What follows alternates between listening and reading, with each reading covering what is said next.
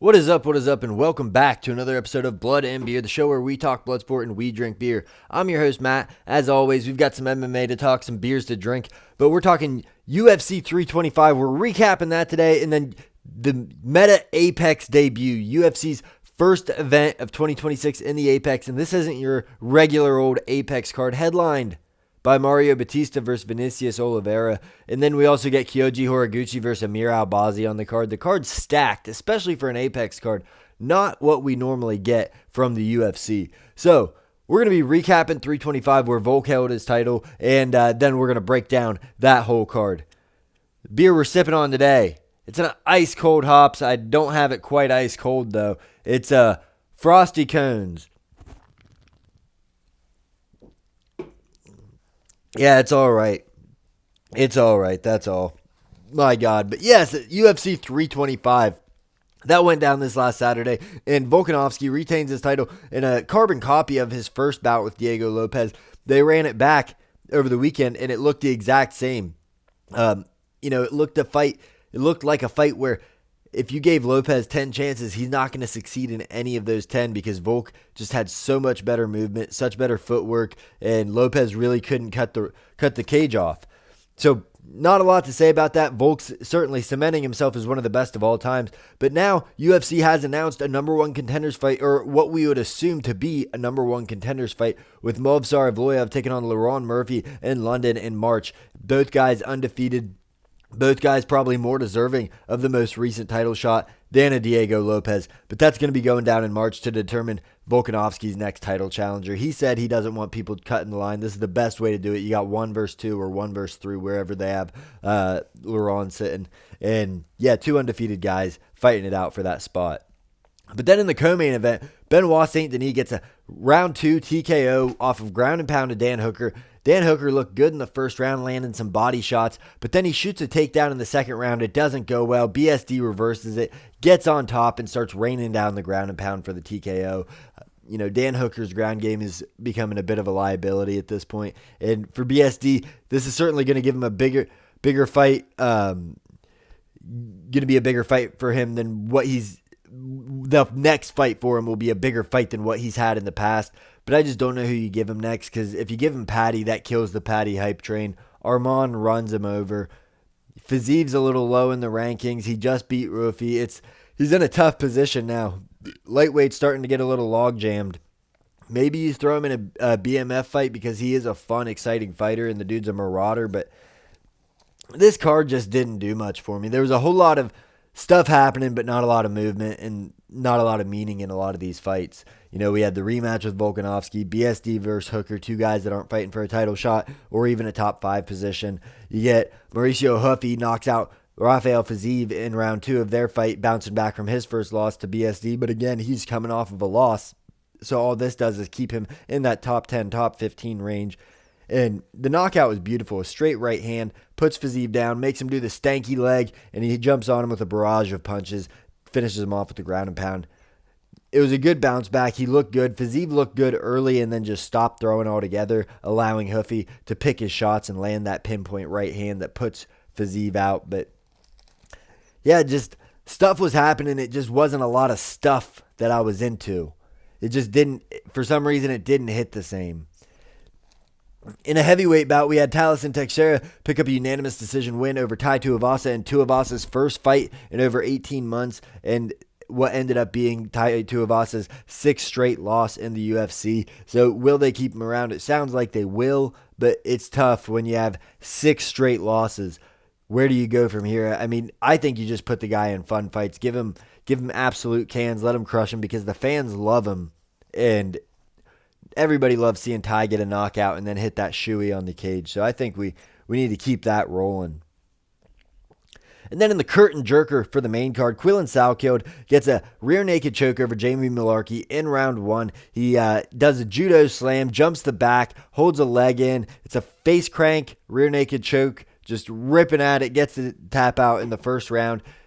He's just knocking people out, submitting them left and right. He's a phenom. He's 26 years old, and he's looking to get a ranked fighter next. I don't know if he will get that. I don't know if he's ready for that. But it is nice to see the younger guys starting to come up at lightweight. I don't want to see him get rushed long and put in with a vet too soon to where they get crushed and just kicked back down the chain. We've seen it with the Sage Northcuts. We've seen it even more recently with the, the Mexican fella, Daniel Zellhuber against Michael Johnson. Just wasn't ready for that. You got... I can't think of the other guy's name. I can't think of the other one's names, but we've seen it before where there's been a young 26, 27-year-old guy ready to move up the rankings, we think. He gets rushed in with a vet, gets put out. So Quillen takes on Jamie, who's a vet, but now he's going to be looking at a top 15 or just out of the top 15 guy, and that can sometimes be a challenge, can sometimes be a road bump for your career. But he's got all the attributes so far. He's fast, he's strong, he's got judo, he's got wrestling, he's got jitsu, he's got striking out the ass. Dude's a beast. So shout out Quillen Salkeld for that finish in the first round and keeping his first round finish streak alive at 2, I think. But still, looking good.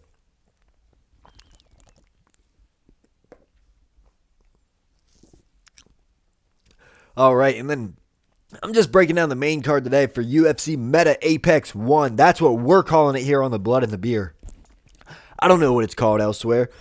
But in the main event, we have Mario Bautista taking on Vinicious Oliveira.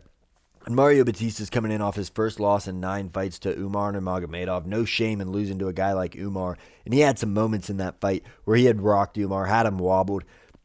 The wrestling was just too much. But that's not to say Bautista doesn't have good wrestling. He does against everybody in the division not named Umar Nurmagomedov. And then he's got a super high fight IQ. The guy puts the fight anywhere that you're uncomfortable. He knows he's comfortable enough to be there. He's going to take it there and just take you out of your own world and kind of put you in the wash cycle. He borifies the game. He makes it a little boring. He slows it down so that way it stifles your offense, but it's very effective. He's got really good submissions. He's a powerful dude. He's a strong wrestler, like I said. He just has this great ability of putting the fight in an advantageous position for him and making the other guys look terrible. I think he's looking good here. And with Vinicious Oliveira, this dude thumps. 16 knockouts in his 23 wins. And even when he's not finishing dudes like his last 3 fights, he's still thumping them up, beating their ass. He's got that great knockout win over Sopaj in the 3rd round as their fight was ending. But he's got good takedown defense, too, for a striker. He stands a little flat-footed, which could be a problem with a smart guy like Mario Bautista, who's got good trips, who's got good takedowns. That could be a problem. But as he stands flat-footed, he still moves pretty well and does a good job defending the takedowns with that. I think that Bautista, if he can't get off the crisp 1-2 striking that he's going to need against an Oliveira to frustrate him with range a little bit, then he's going to shoot a takedown. I just think there's too many ways for Bautista to win this. I like Oliveira. He's an exciting fighter, dynamic striker. He's got great kicks, big power in his hands. But I think that this is going to be a Mario Bautista bounce back fight. So I'm going with Bautista in this one. I'm not sure, though. It's going to be a banger. I can't wait for this fight. What a great way to kick off 2026 in the Metapex. And then in the co-main event, we get Amir Albazi taking on Kyoji Horiguchi. And this Horiguchi dude, if you don't know about him, get yourself familiar. He's a beast out of Japan. He's won Ryzen championships, Bellator. He's fought for the UFC champion. He's won. He's been everywhere. He's done everything. He's an absolute beast.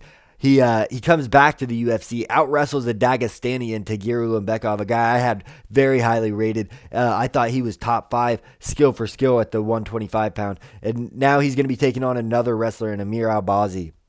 And Albazi used to be an amazing wrestler. He was undefeated, and then he had to get neck surgery. He had a really bad issue with his neck, gets surgery, comes back against a Brandon Moreno and does not look that good. Doesn't look like he can wrestle like he used to. Brandon Moreno is able to get out of everything he had. Couldn't hold him down. With Kyoji Horiguchi, I think Horiguchi is going to be able to out-wrestle this guy. He's going to have better scrambling, better submission game. And on the feet, it's not even a contest. Horiguchi has great boxing and great kicks. His movement is going to cause problems for Albazi. Albazi's just not going to know what hit him. He's going to be put in the rinse cycle, and it's just going to be – this fight's lasting as long as Kyoji Horiguchi wants this fight to last. If he wants it to go to decision, it's going decision. But Kyoji's taking this one easy. I haven't looked at the odds on any of these fights, but I bet Kyoji Horiguchi is like minus 275 favorite. Put him in any parlay because he should be a minus 500. maybe more. All right. And then we have Yailton Almeida taking on Rizvan Kuniev. Kuniev coming in off of a loss in his UFC debut to Curtis Blades. And Yailton Almeida, he's a great wrestler. Not the same submission artist he used to be. Not comfortable in the striking at all. Does not like getting hit. He's an enigma. Guy's a crazy athlete. Super strong. But if it stays striking, he has troubles. And he might have troubles with Rizvan Kuniev because there's a little bit of Martin Buday in this guy. Now, he's a bit more of a striker than Martin Buday. But this is a guy that relies on being big more than he relies on being good. He's going to hold you. He's going to lean on you against the cage. He's going to rely on you wasting energy, getting yourself tired, trying to take him down. And then he's going to throw straight ones and twos. Not a lot of kicks from this guy. I don't see how this fight goes. Truly, I think that Yailton Almeida will eventually be able to get him down, but Rizvan's a big guy. He cuts to get to 265, and Yailton Almeida usually weighs in around the 240, 245 mark. So I'm rolling with Almeida, but I wouldn't be surprised at all if we see his confidence just shot after he came into the UFC, shot out of a cannon, and then has since hit a few roadblocks against some of the top tier guys in the UFC heavyweight division, which there's not many of them at this point. And then we have Marc-Andre Barriault versus Mikhail Oleksiejczuk. And this fight is just a car crash waiting to happen. Both these guys are killer, be killed guys. They both swing hard. They have big power. Oleksiejczuk more susceptible to get submitted than he is knocked out, but he's still been knocked out before. Marc-Andre Barriault, dude, hits like an absolute brick shit house, and he also has a bit of a glass chin. So this fight really comes down to who's going to land first. I'm leaning Oleksiejczuk just because he's a bit younger, a bit faster. He's going to be more dynamic, but that's not to say he doesn't just step into a Marc-Andre Barriault right hand or an elbow that sent Bruno Silva to the hospital. That could happen to Oleksiejczuk here because the guy is not cautious at all in his fights. So I'm picking Oleksiejczuk, but that fight's just whoever lands first. That's how most heavyweight fights should be. That's how that fight is going to be.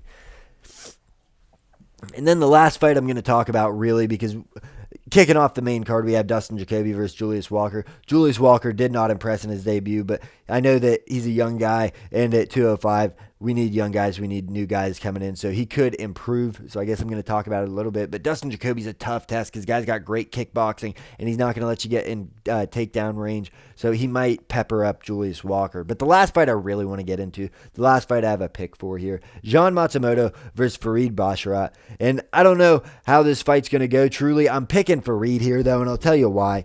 You know, Jean Matsumoto, he's young, he's strong, he's athletic, he's dynamic, he's got good takedowns, he's got great striking, good boxing combinations. Guy can work on the inside, but he is young. He got frustrated in a boxer with Rob Font, and he came back and he had improved his boxing, and we saw that in his fight with Miles Johns. Now, Farid Basharat, this dude, he averages one takedown a round, and when he gets you down, he holds you there. On the feet, he doesn't land a ton of volume, but he does a great job of controlling distance and just keeping you away from him with his front kicks, with his jabs. He's going to be popping those all night. And I think by the second round, we're going to see a frustrated Jean Matsumoto just by the anti-fighting that Farid Basharat shows. He's not going to do anything flashy at all, but kind of like Mario Bautista, he's going to put the fight where it's in his most advantageous position, and he's going to go from there. So I'm picking Farid. I'm not super confident on all that, but what I am confident on is that this card is going to bang. On the prelims, we get Said Nurmagomedov too, who is an absolute blast to watch. He's coming off a split decision loss to the main eventer in Vinicious Oliveira. So make sure you tune in. That kicks off 5 p.m. on Paramount Plus. Main card starts at 8 p.m. I can't wait for this one. This is Blood and Beer. Check us out on Spotify, YouTube, Apple, Amazon, wherever you get your shit. Follow us on X at Blood Beer MMA. That's all I got for you. Adios.